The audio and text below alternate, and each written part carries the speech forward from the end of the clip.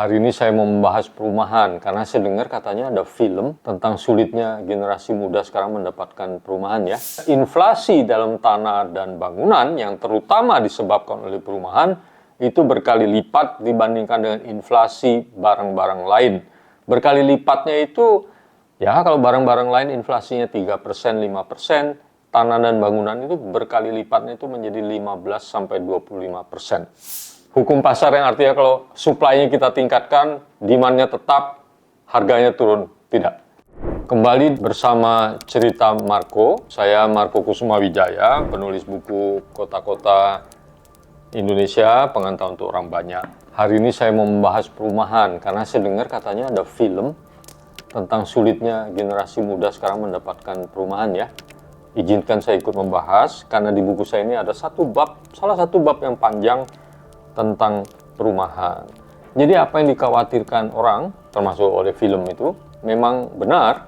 Sekarang bukan hanya orang miskin yang dulu diidentifikasikan sebagai yang paling sulit memperoleh rumah, tapi juga kelas menengah dan menengah atas bahkan sudah mendapat kesulitan rumah. Kita punya riset yang sangat jauh yang menunjukkan bahkan desil paling tinggi, desil itu artinya orang yang income-nya 10% paling atas itu juga kesulitan, hanya segelintir yang mampu. Sebab apa? Sederhana sekali. Kenaikan harga rumah dan tanah itu berkali-kali lipat dibandingkan kenaikan harga barang-barang lain. Dalam istilah teknis ekonominya, inflasi dalam tanah dan bangunan yang terutama disebabkan oleh perumahan itu berkali lipat dibandingkan dengan inflasi barang-barang lain.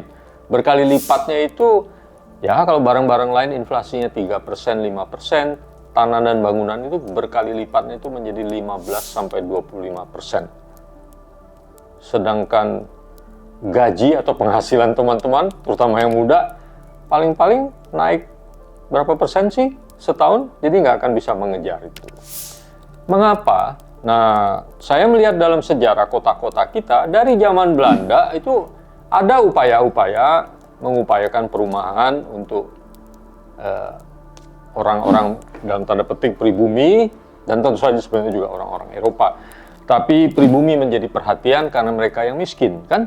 Tapi orang Belanda sendiri, seorang arsitek yang sangat terkenal yang bernama Thomas Karsten, yang dianggap sebagai pelopor perencanaan kota Indonesia, sudah mengkritik pada tahun 1920-an bahwa semua upaya itu tidak ada yang menguntungkan orang banyak, kecuali hanya elit, para aristokrat dan pegawai negeri, yaitu pribumi-pribumi yang terpelajar saja. Mengapa? Karena dasar pendekatannya yang salah, yaitu perumahan diserahkan kepada pasar. Mengapa diserahkan kepada pasar itu salah? Satu, di dalam negara sedang berkembang, ketika kesenjangan antara supply dengan demand yang sangat tinggi, tanah dan bangunan itu nggak pernah nurut sama hukum pasar itu. Hukum pasar yang artinya kalau supply-nya kita tingkatkan, demand-nya tetap, harganya turun. Tidak.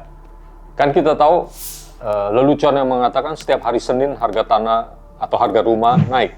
Ya karena harga rumah itu tidak elastis terhadap hukum pasar. Dia naik aja terus itu, dan naiknya melebihi yang lain-lain gitu. Jadi artinya kalau kita mau menyediakan perumahan yang katanya kabinet mendatang berambisi menyediakan 3 juta rumah, persoalannya bukan di angkanya, tapi pendekatannya. Kalau itu diserahkan kepada pasar, jadi artinya dana pemerintah disubsidikan kepada rakyat melalui pasar bebas, jadi orang membeli rumah disubsidi bunganya atau disubsidi harganya, tapi menjadi milik pribadi, itu seperti buang gula di laut itu. Bukan sekedar buang garam ke laut, itu buang gula ke laut. Tetap aja, apa nggak manis dan nggak asin, tetap asin aja, terus sama aja gitu. Sebab dengan pendekatan seperti itu inflasi terus meningkat gitu. Dan ini kita punya bukti misalnya di zaman Orde Baru ya. Orde Baru itu dari Pelita 3 sampai Pelita 5, anggaran untuk perumahan itu naik 12 kali lipat lebih. Jadi kira-kira begini, 12. Jadi antara ujung awal Pelita 3 dengan ujung Pelita 5 itu anggarannya naik sampai 12, sekian kali lipat. Tetapi jumlah rumah yang dapat dibangun dengan pendekatan ini hanya meningkat 2 kali lipat. Jadi Anda bayangin kalau grafiknya itu di buku ini ada grafik, kalau anggarannya naik segini, jumlah rumah yang bisa dibangun cuma segini. Karena apa? Karena di tengah-tengah ini ada harga rumah yang naiknya begini gitu. Jadi tugasnya adalah membangun suatu sistem di mana inflasi rumah dan bangunan ini bisa ditekan dengan cara apa? Membuat apa yang bisa disebut sebetulnya pasar sosial. Jadi apa yang disubsidikan oleh pemerintah jangan dilepas ke pasar, tapi disimpan sebagai perumahan sosial. Ini ibaratnya kalau kita membangun sistem angkutan umum gitu loh. Kan pemerintah tidak memberi subsidi untuk Anda membeli mobil atau motor pribadi kan. Pemerintah membangun sistem angkutan umum. Kalau Anda naik, Anda pakai, Anda dapat subsidi. Kalau di Jakarta itu sekali naik Transjakarta atau naik MRT itu subsidi sampai belasan ribu rupiah. Jadi jangan mau rugi kalau ke Jakarta pakai angkutan umum itu, subsidi itu. Tapi kan Anda tidak memiliki angkutan umum itu, tapi Anda mempunyai hak pakai dan disubsidi. Tidak mungkin pemerintah misalnya memberi subsidi Anda untuk membeli motor dan mobil kan. Meskipun sekarang ada subsidi membeli mobil listrik, yang menurut saya itu juga sangat bodoh dan sangat tidak adil gitu ya. Karena yang mampu beli mobil listrik itu ya bukan orang yang membutuhkan subsidi gitu loh. Aneh banget itu. Saya nggak tahu cara berpikir dari mana. Jadi kalau membangun sistem perumahan, bangun sistem perumahan sosial. Artinya seperti Singapura yang kita sering contoh-contoh gitu kan, tapi contohnya nggak lengkap. Singapura itu pemerintah membangun rumah, tapi rumahnya tidak boleh dijual ke pasar sampai waktu tertentu minimal 5 tahun. Sekarang mungkin berubah, tapi awalnya mereka bisa mencapai sukses. Karena rumah yang disubsidi pemerintah itu tidak dijual ke pasar. Kalau Anda mau jual, Anda harus jual kembali ke pemerintah melalui Housing Development Board. Tentu Anda mendapat uang ganti, tapi uang gantinya itu tidak setinggi harga pasar. Itu ditentukan aja oleh pemerintah. Sehingga Anda tidak bisa membeli rumah dengan subsidi dengan cita-cita, nanti saya jual lagi lalu saya mendapat untung karena naiknya 15-25%. Tidak bisa. Itu harus dicegah, spekulasi itu. Memang ini perlu kesabaran. Karena harus membangun sistem dan kemudian dia baru mungkin terasa dampaknya sesudah 5 tahun. Jadi masalahnya itu sesudah suatu masa jabatan politik gitu. Nah ini yang saya berharap itu harus dilakukan karena kalau tidak kita cuma meneruskan polanya Orde Baru dan sebetulnya juga sampai sekarang sesudah Orde Baru kita masih begini dan kita tidak akan bisa mengharapkan hasil yang berbeda dengan cara yang sama gitu. Caranya harus menjaga stok perumahan sosial tetap sosial. Nah, apakah itu sesuatu yang baru? Tidak. Kita itu udah lama punya namanya rumah susun kan. Jakarta itu punya 25.000 unit rumah susun.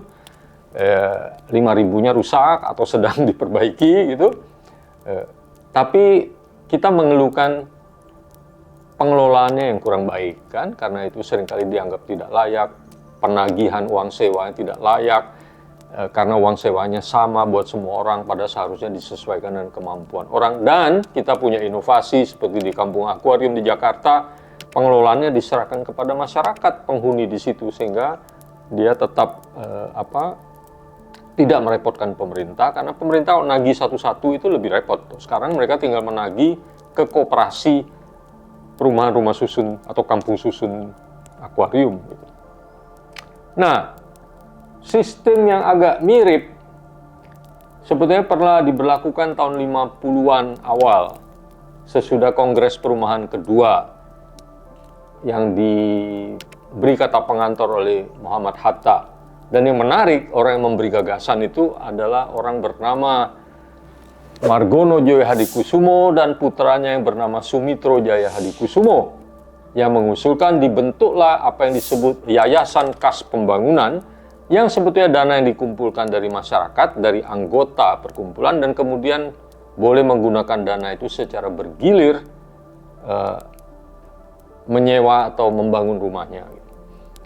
Keuntungannya waktu itu ketua yayasan itu diwajibkan kepala daerah atau wali kota atau gubernur waktu itu.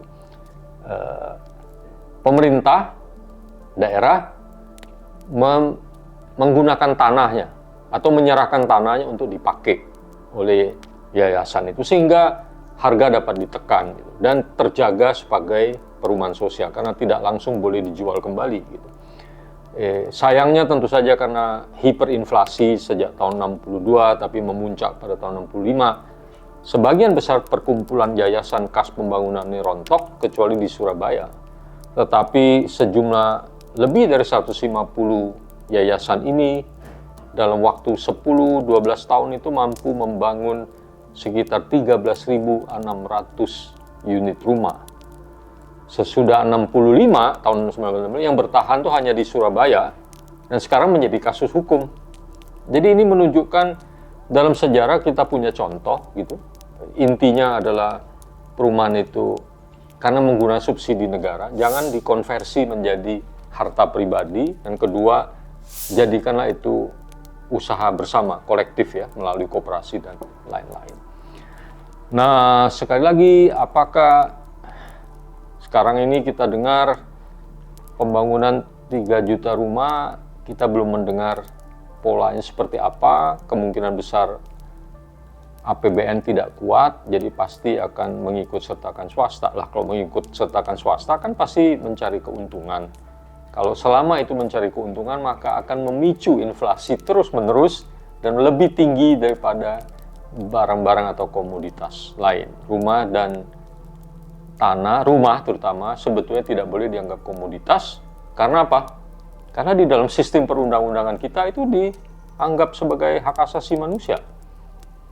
Ada di dalam undang-undang HAM kita, ada di dalam undang-undang perumahan kita, dan ada di dalam undang-undang ratifikasi hak-hak sosial ekonomi budaya yang di dalamnya terdapat hak perumahan yang layak.